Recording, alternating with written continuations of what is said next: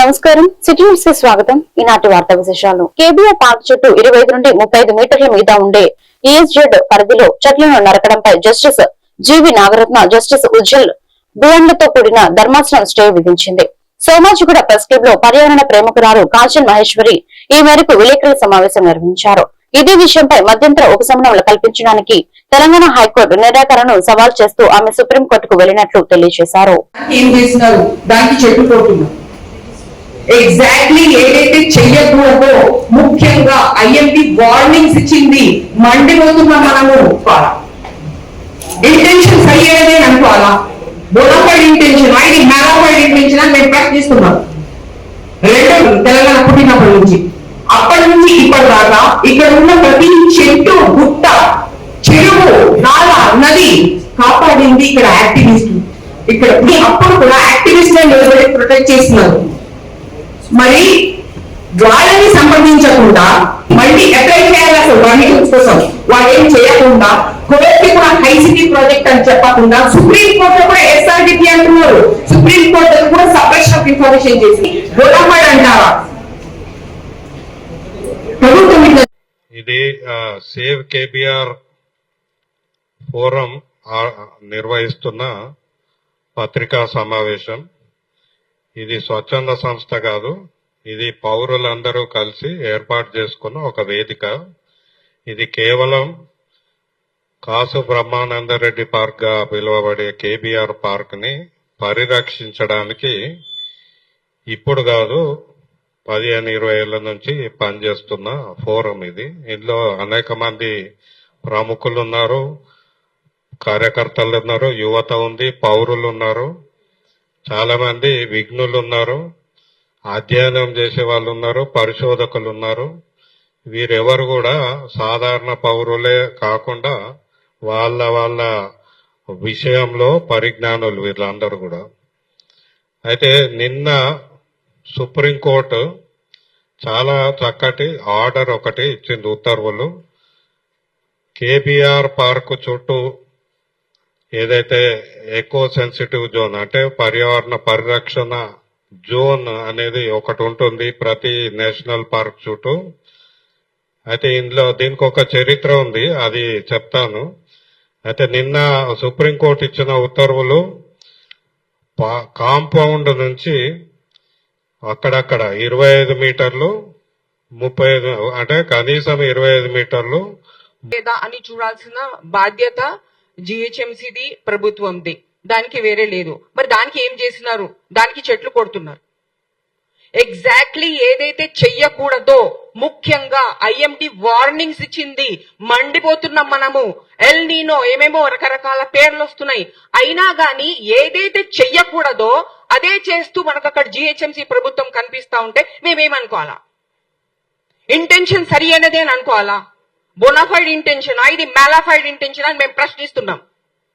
రెండో మాట, గత 10 ఏళ్లుగా అంటే 2014 నుంచి మాట్లాడుతున్నాం, తెలంగాణ పుట్టినప్పటి నుంచి. అప్పటి నుంచి ఇప్పటిదాకా ఇక్కడ ఉన్న ప్రతి చెట్టు, బుట్ట, చెరువు, నాల, నది కాపాడింది ఇక్కడ యాక్టివిస్టులు, ఇక్కడ ప్రజలు. వీళ్ళందరూ మరి వాళ్ళని, ఇదే కేబీఆర్ ని అప్పుడు కూడా యాక్టివిస్టులను నిలబడి ప్రొటెక్ట్ చేస్తున్నారు. మరి వాళ్ళని సంప్రదించకుండా ఎస్ఆర్డిపి పేరు తీసేసి హైసిటీ అని పేరు తీసుకొచ్చి ఆ కొత్త హైసిటీ మళ్ళీ అప్లై చేయాలి అసలు పర్మిషన్స్ కోసం. వాళ్ళు ఏం చేయకుండా కోర్టుకి కూడా హైసిటీ ప్రాజెక్ట్ అని చెప్పకుండా సుప్రీం కోర్టులో కూడా ఎస్ఆర్డిపి అంటున్నారు. సుప్రీం కోర్టు దగ్గర కూడా separate. Okay, now this order on this PIL that I have filed in PIL 42 of 2021, what does it say? It challenges the arbitrary reduction. Can you change? It challenges the arbitrary reduction of the eco-sensitive zone, okay, from 25 to 35 meters to 3 to 29.8 meters, because this kind of reduction does not serve the purpose of an eco-sensitive zone. Now, what is an eco-sensitive zone? I want you all to understand this, okay?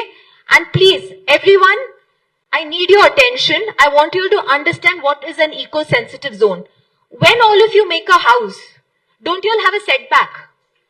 Right? Do you all make your house tuck to the boundary of your neighbor, wall to wall? There is a setback. There is a purpose of a setback.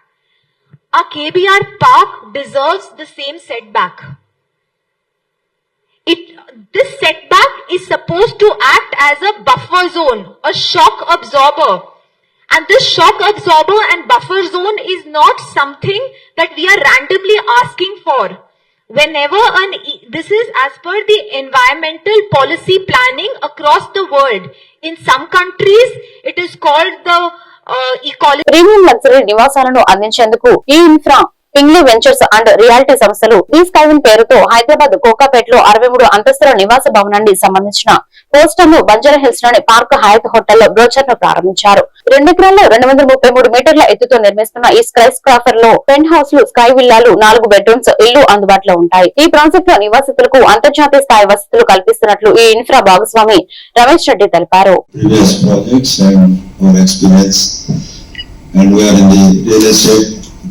For the last 15-20 years.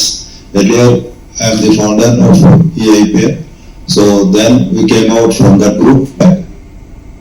So now we are doing 4 villa projects. One is at Kolur and 2 is at Alimatla, one at Tumanu and project. It's awaiting to the Gohara. And we are constructing and seeing the different phases of the real estate in Hyderabad. We come across. So Anna and Odisha in Kokapet. So from scratch to riches, they like that. We are moving forward to upstate. So real estate low. So Pune added. So Moonblade is the 40 floors. Then Kolor is the 23 floors. Now Skyline we are going 63 floors. So with a lot of experience. In my younger generations, real estate is strong and everything. So they now.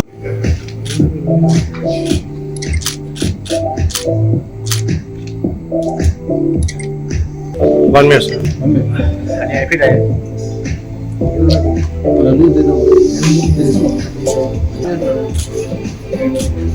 Back side now, back side.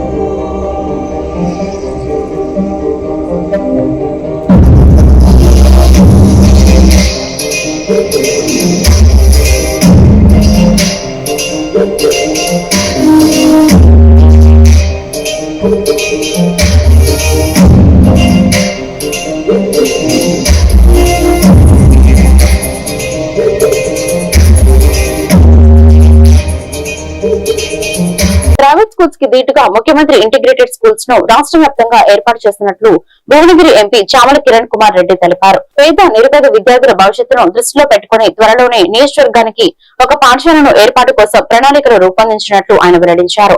Hyderabad Ravindra భారతిలో I foundation ఆధ్వర్యంలో తెలంగాణ రాష్ట్ర ప్రభుత్వ పాఠశాలలో 10వ తరగతిలో అత్యుత్తమ ప్రతిభ కనబరిచిన 560కు పైగా మార్కులు సాధించిన విద్యార్థులకు ప్రతిభా పురస్కారాల ప్రదానోత్సవం జరిగింది.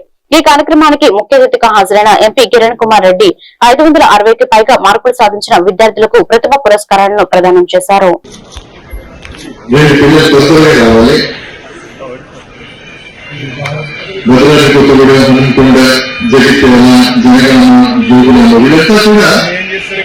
మార్కులు 560కి పైగా మార్కులు సాధించినటువంటి పిల్లలందరూ కూడా గ్రేట్ అచీవ్మెంట్. గవర్నమెంట్ స్కూల్స్ వాటి పనితీరు ఒక్కొక్కరు మాట్లాడుతుంటే ఇంగ్లీష్ లో నల్లగొండ వచ్చేయండి, స్టేజ్ మీద వచ్చేయండి నల్లగొండ పిల్లలు.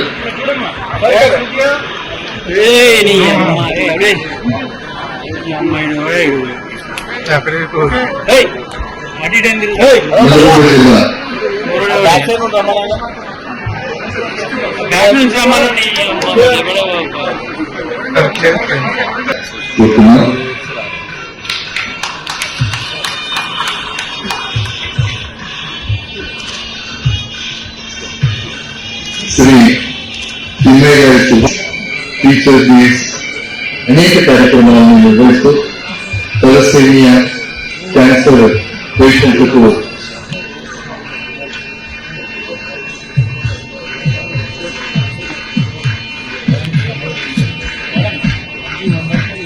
Mahalakshmi building blocks group BDC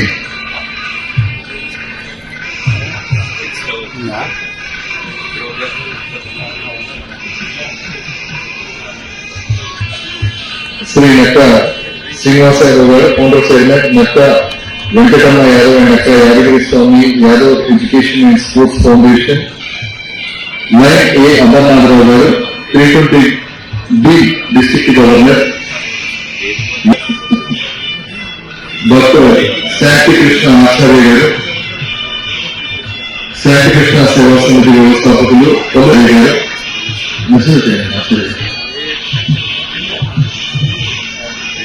గారు,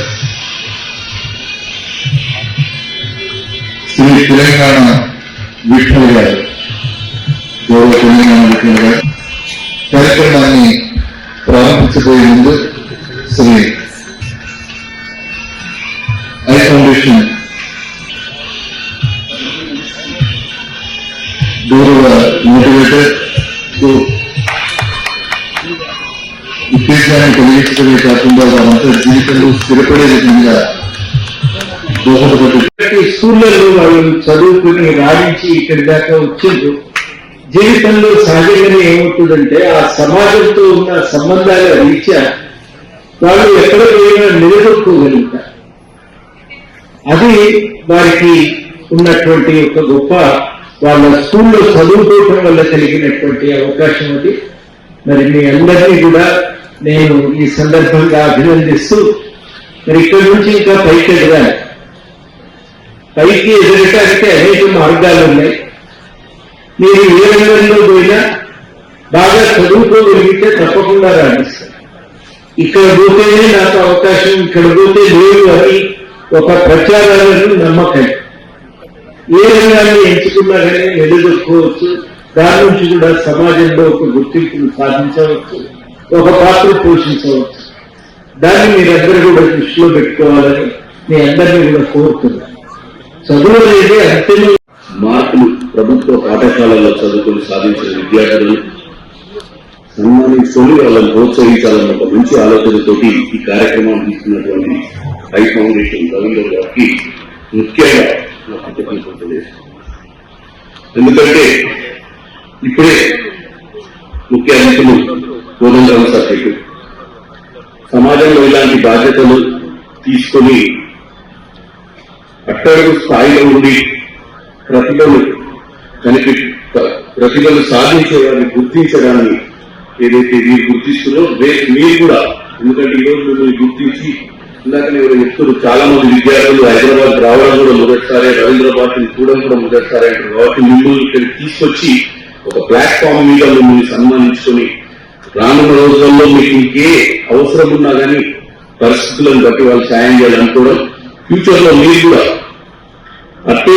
అటువంటి బాధ్యతతో ముందుకు పోయి మీరు ఫ్యూచర్ లో ఏదైనా అవుతుందాక చాలా మంది వస్తాయని చెప్పారు. మీరు కలెక్టర్లు అయ్యే అవకాశం ఉంది, ఇంకా పెద్ద పెద్ద స్థాయిలో ఉన్నటువంటి పొలిటీషియన్స్ కూడా కావచ్చు, ఐపీఎస్ ఆఫీసర్స్ కావచ్చు, ఈ సమాజానికి సేవ చేయాలి. తెలంగాణ జలమండలి ఎంప్లాయీస్ యూనియన్ గుర్తింపు సంఘం ఎన్నికలు కార్మిక శాఖ మంత్రి వివేక్ వెంకటస్వామి చొరవతో జరగనున్నాయని ఐఎన్టీయూసీ ఉపాధ్యక్షుడు జలమండలి ఎంప్లాయీస్ యూనియన్ అధ్యక్షుడు మోగుల రాజిరెడ్డి తెలిపారు. వచ్చే నెల నిర్వహించనున్న గుర్తింపు సంఘం ఎన్నికల్లో తనకు మరోసారి అధ్యక్షుడిగా ఎన్నుకుంటే జలమండలి కార్మికుల పెండింగ్ సమస్యలను రాష్ట్ర ప్రభుత్వ దృష్టికి తీసుకువెళ్లి పరిష్కారం దిశగా కృషి చేస్తానని ఆయన పేర్కొన్నారు. హైదరాబాద్ బాగలింగంపల్లిలోని విఎస్ట్ కన్వెన్షన్ హాల్లో ఏర్పాటు చేసిన సమావేశంలో ఆయన మాట్లాడారు. గత బీఆర్ఎస్ ప్రభుత్వ హయాంలో కార్మికులకు రావాల్సిన పీఆర్సీలు, డిఏ బకాయిలు పెండింగ్ లో ఉండిపోయాయని, కాంగ్రెస్ ప్రభుత్వం ఏర్పడిన వెంటనే ఆ సమస్యల పరిష్కారానికి చర్యలు చేపట్టిందని రాజిరెడ్డి అన్నారు. సెక్షన్ లీడర్స్ వచ్చినారు, దయచేసి ఈ 10 రోజులు అలాంటి ప్రధానమైన సమస్యలు ఓటీ కంపన్సేషన్ హాలు కూడా మన ద్వారా క్యాష్ కౌంటర్ లో కూడా, అలాగే మన ట్యాంకర్ల దాని కూడా వెళ్తుంటే ఎంప్లాయీస్ పక్షంగా నిలబడి ప్రతి ఒక్క సమస్యని మేనేజ్మెంట్ దృష్టికి నెగోసియేషన్ మన అనేక సమస్యల పరిస్థితి వరకు 500 భారీ మెజారిటీతో మన ముఖ్య ప్రాజెక్టు గెలిపిస్తే ఈ 500 పోస్టులు కూడా యుద్ధ టార్గెట్ తీసుకొని మనము ఆ 500 పోస్టులు మనం క్రియేట్ చేసుకుంటామని చెప్పి మీకు సనయంగా చెప్తున్నాను. అందుకోసమని మన గుర్తు ఏంటి చెప్పండి.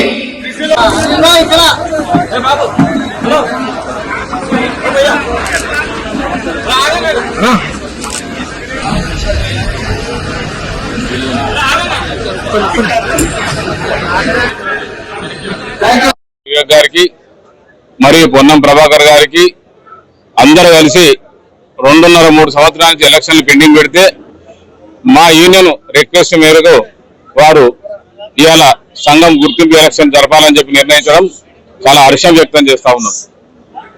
రికగ్నైజ్ యూనియన్ టీఆర్ఎస్ ప్రభుత్వం ఉన్నప్పటి నుంచి ఉన్నటువంటి యూనియన్ ఎన్నో అరాచకాలకు పాల్పడుతుంటే, ఎన్నో చేస్తుంటే కూడా మేము గత 2 సంవత్సరాల నుంచి మా ప్రభుత్వం వచ్చిన తర్వాత ఈ కార్మిక ఉద్యోగులకు వారి సమస్యలు ఏమైతున్నాయో ఒక్కొక్కటిగా చాలా పరిష్కారం చేసుకుంటూ వచ్చినాం. మాది రికగ్నైజ్ కాకపోయినప్పటికీ ప్రభుత్వంలో భాగస్వామ్యం ఉన్నందున తెలంగాణ జలమండలి ఎంప్లాయీస్ యూనియన్ అధ్యక్షులుగా, మరి ఐఎన్టీసీ రాష్ట్ర ఉపాధ్యక్షులుగా మా సంజీవ్ రెడ్డి గారి నాయకత్వంలో మేమందరం కలిసి పనిచేస్తూ కార్మిక సోదరులకి ఎలాంటి ఇబ్బంది ఉన్నారని మా దృష్టి తీసుకుని సమస్యలు పరిష్కారం చేయడం జరిగింది. ఈ రోజు నేను అందరికీ ముఖ్యంగా ఈ కార్మిక సోదరులందరికీ విజ్ఞప్తి చేస్తా ఉన్నాను.